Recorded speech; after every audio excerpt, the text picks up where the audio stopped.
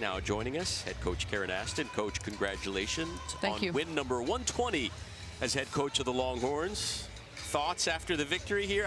I said some areas you'd like to focus on, maybe some concerns. You know, I mean, I think as much as we all thought this was going to be a really deep team, I guess my concern is, you know, Callie's had a minor injury that's going to leave her out for a couple of weeks, and that concerns me a little bit because she's, you know, our depth is how I think we play the way we play, and you know, right now our young ones are not showing signs that they're going to be able to, you know, to play in some of the games that we have coming up. So, you know, I think I'm concerned a little bit about, you know, just where can we find some more minutes with our forwards, you know, and be able to give Jatari and Audrey a break. And right now, that's a struggle for us. I mean, we haven't been able to find somebody that's really giving us that same energy, and I don't want to say production because I don't expect them to produce offensively and all that the way the starters do. I mean, they're starters for a reason, but I do need them to do a little more, and in particular, just do their assignments on defense. And right now, our young ones are really struggling on the defensive end. But again, these are all lessons that sometimes I think until you can get a young kid in the film room and say, you know, these are the things that you have to do better to play, and,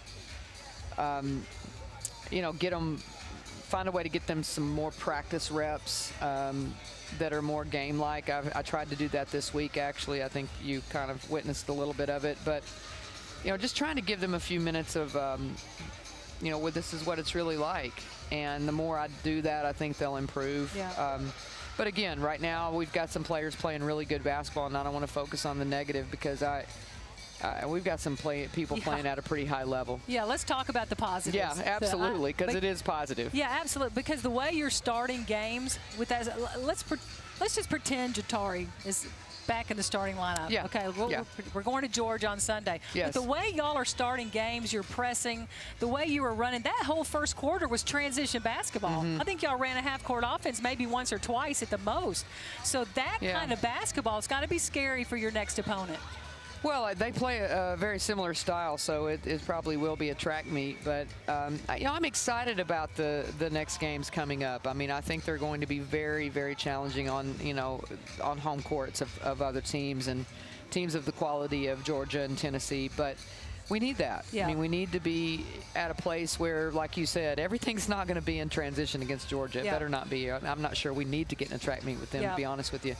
But we're going to have to execute in the half court, and we're going to have to do some things better. But I mean, I'm telling you right now, if Shug Sutton can start to play the way she played tonight and make the decisions that she made tonight, and you get in that little four-guard rotation with, you know, move Ariel to the four and well, yeah, you can do that also. I mean, that's definitely. I sat there on the bench at one point and said, this may be something we have to look at for a good month or so, you know, until.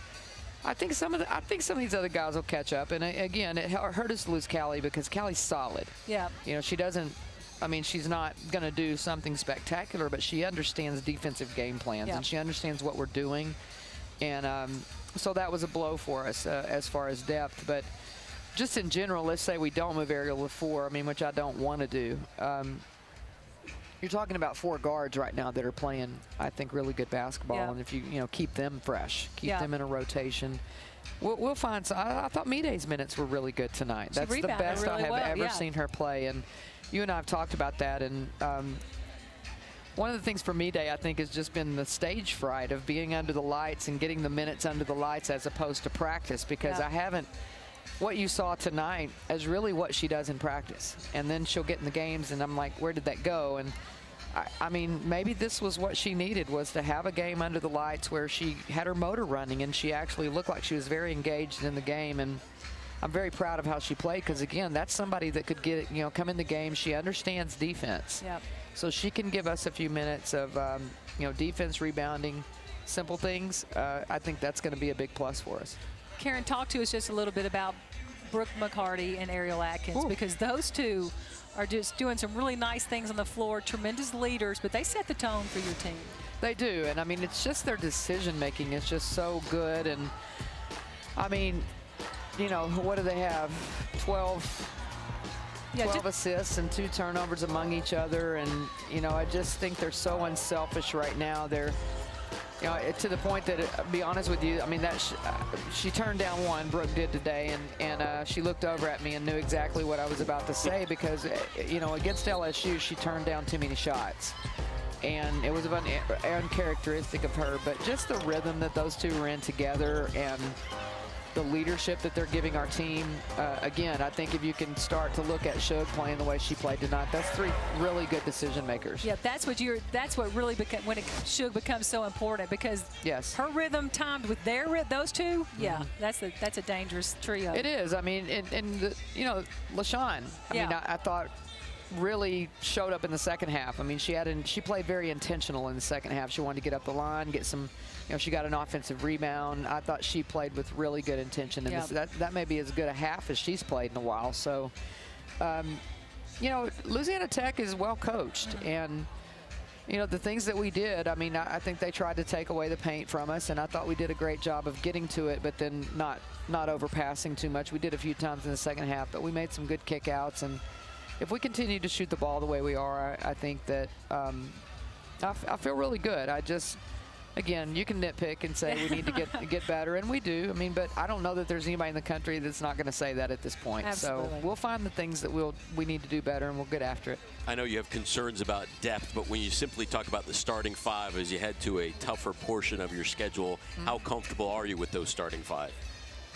I'm very comfortable. I mean, I think they've been in a rhythm all year long. I haven't had any complaints at all, other than at times, you know, LaShawn is, you know, sometimes she'll get down on herself and sort of revert back, and that's not what we want. We don't want her ever going backwards at this point because she's playing at such a high level. But again, you look at, I mean, you know, she might as well be a starter. I mean, she has a starter mentality, and if we can, you know, get 1 or 2 more with that same type of mentality, we'll be okay. Yeah. Are you happy with Jatari White's progress? I know she didn't start tonight. Absolutely. Absolutely. I mean, Jatari, I thought it would, you know, Jordan had a really good week of practice, and I think sometimes you need to reward those guys that are trying to make, you know, some leaps. You know, sometimes Jordan, I just want her to be more active, and, you know, I thought giving her a chance to get out there and have a different role, because we need some people off the bench that can just give us energy, and she does that pretty well. And you know, Jatari is definitely has her feet on the ground here. I mean, I think she's in a good place, and you know, she's going to get quite a challenge on Sunday. They all are. Yeah.